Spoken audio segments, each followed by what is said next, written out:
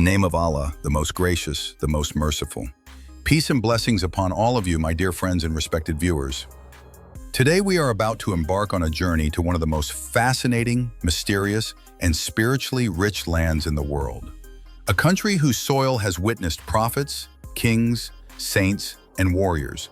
A land where some of the oldest human remains have been discovered. A place where Islam, Christianity, and Judaism have all left deep marks.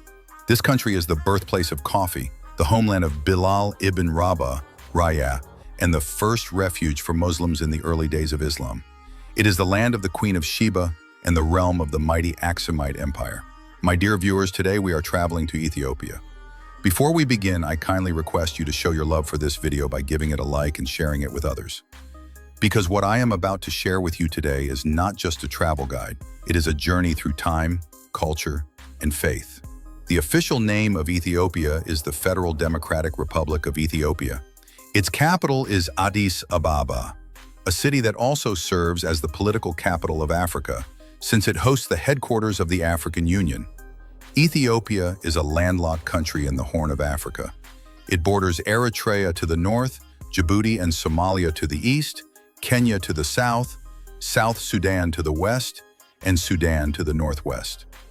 With a population of more than 120 million people, it is the second most populous country in Africa after Nigeria and the 12th most populous country in the world.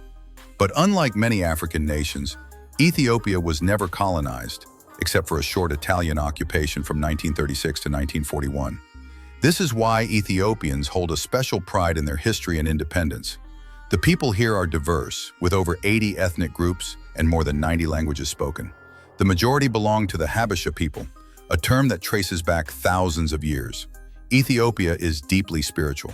About 60% of Ethiopians are Christians, mainly belonging to the Ethiopian Orthodox Tewahedo Church, one of the oldest Christian denominations in the world. Around 34% are Muslims, and about 6% follow traditional African religions. Ethiopia is also one of the earliest homes of Judaism. For centuries, the Beta Israel community, often called the Ethiopian Jews or Falashas, lived here. Many of them were airlifted to Israel during the 20th century in daring operations such as Operation Moses and Operation Solomon. Imagine, a plane designed to carry 600 passengers once carried more than 1,000 Ethiopian Jews fleeing persecution. And during that flight, 2 babies were born in the air.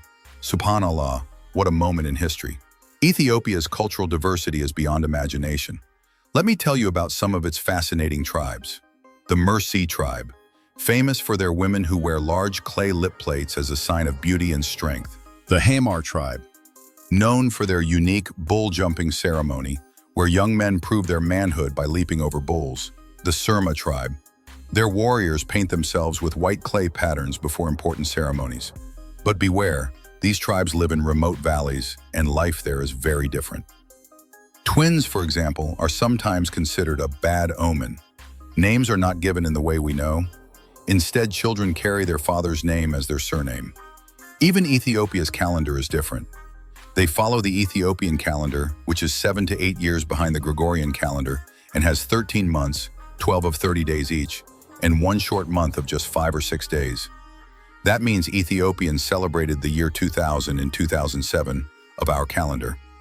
The history of Ethiopia stretches back more than 3,000 years. It is believed to be linked to the great kingdom of Sheba. The Queen of Sheba, known in Ethiopian tradition as Makeda, traveled to meet Prophet Solomon al-Sassam in Jerusalem. Their son Menelik I is said to have brought the Ark of the Covenant back to Ethiopia. According to Ethiopian belief, the Ark still rests in the Church of Our Lady Mary of Zion in the holy city of Aksum. The Aksumite Empire, which rose around the 1st century AD, was one of the greatest civilizations of its time. It minted its own coins, built giant obelisks, and controlled trade routes between Africa, Arabia, and India. By the 4th century, Ethiopia embraced Christianity, making it one of the first Christian nations in the world. But not long after, Islam also arrived, peacefully. The story of King Najashi and the first migration of Muslims. When the early Muslims faced brutal persecution in Mecca, the Prophet Muhammad, peace be upon him, advised them to migrate to Habesha, Ethiopia, saying, "There is a king there who does not wrong anyone. It is a land of truth. Go there until Allah brings relief." The king was Ashama ibn Abjar, famously known as Najashi. He was a just and wise ruler. When the Muslims arrived, the Quraysh sent envoys to demand their return. But when Jafar ibn Abi Talib Raza'ani recited verses from Surah Maryam about Prophet Isa a.s. and Maryam a.s., Najashi was moved to tears. He said, "By Allah, this and what Isa Jesus brought come from the same source." He granted Muslims full protection. Later, he himself embraced Islam secretly, and when he passed away, the Prophet Muhammad, peace be upon him, performed his funeral prayer in absentia, a unique honor not given to any other king. Bilal ibn Rabah, Raza'ani Assam, Ethiopia's gift to Islam. Ethiopia also gave Islam one of its greatest companions, Bilal ibn Rabah, Raza'ani. Born in Ethiopia and enslaved in Mecca, Bilal Raza'ani endured unbearable torture for accepting Islam. His master Umayyah ibn Khalaf placed heavy stones on his chest in the burning desert, demanding that he renounce his faith. Yet his lips only uttered, "Ahad, Ahad," one God.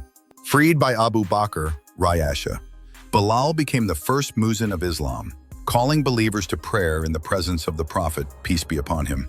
The Prophet once told him, "Bilal, I heard your footsteps in paradise." Bilal, Rayasha, is the only man who gave the adhan from the Kaaba in Makkah, Masjid al-Nabawi in Medina, and Masjid al-Aqsa in Jerusalem. What an honor for a man from Ethiopia. Ethiopia is not just about history. It is also breathtakingly beautiful. Let's explore some of its wonders. Addis Ababa, the vibrant capital known as the New Flower, with museums, markets, and the headquarters of the African Union. Simeon Mountains National Park, home to rare wildlife like the Galata baboon and Walia ibex, and peaks that rise above the clouds. Blue Nile Falls, Tissisat, known as the Smoking Water, a spectacular waterfall on the Nile River. Lalabella's rock-hewn churches, carved directly into rock in the 12th century. These 11 churches are considered the New Jerusalem of Africa. Pilgrims dressed in white gather here by the thousands. Harar, the fourth holiest city of Islam, with over 90 mosques and a unique tradition where locals feed wild hyenas at night. Lake Tana, the source of the Blue Nile, dotted with ancient monasteries on its islands. Did you know that coffee was discovered in Ethiopia? Legend says a goat herder named Kaldi noticed his goats dancing energetically after eating red berries from a certain plant. Curious, he tried them himself, and soon, coffee became the energizing drink we all know today. Even today, coffee ceremonies are an important part of Ethiopian hospitality. If you visit, never refuse an invitation to a traditional coffee ceremony. It's a mark of respect. Ethiopia's economy is one of the fastest growing in Africa. Agriculture remains the backbone, with coffee as its main export. Its currency is the Ethiopian birr. $1 equals about 57 birr.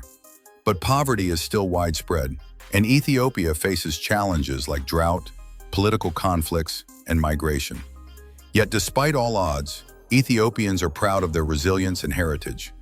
Ethiopia offers visa on arrival for many nationalities. Be cautious of pickpockets, especially in crowded markets. Always travel with a local guide when visiting remote tribes. Avoid traveling at night in rural areas. Coffee and beef are very cheap, but imported goods can be expensive. Friends, Ethiopia is not just another travel destination. It is a living museum of human history, a land that nurtured prophets, saints, and civilizations. It is the soil where the first Muslims found peace and where Christianity took deep roots long before Europe. It is a land of mountains, waterfalls, coffee, tribes, and unshakable faith. Whenever you think of Ethiopia, remember Bilal ibn Rabah, Rayasha, whose voice still echoes in the call to prayer, and King Najashi, whose justice